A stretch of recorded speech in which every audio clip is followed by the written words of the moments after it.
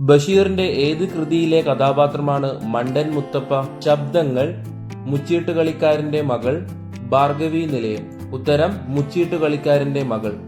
ആകാശമിട്ടായി കഥാപാത്രമാകുന്ന ബഷീറിന്റെ നോവൽ ഏത്? സർപ്പയജ്ഞം, പ്രേമലേഖനം, പ്രേം പാറ്റ.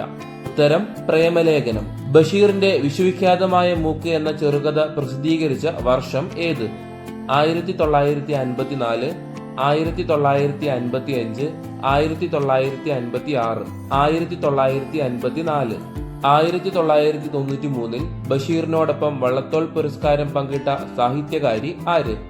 മാധവിക്കുട്ടി, സുഗതകുമാരി, ബാലാമണിയമ്മ.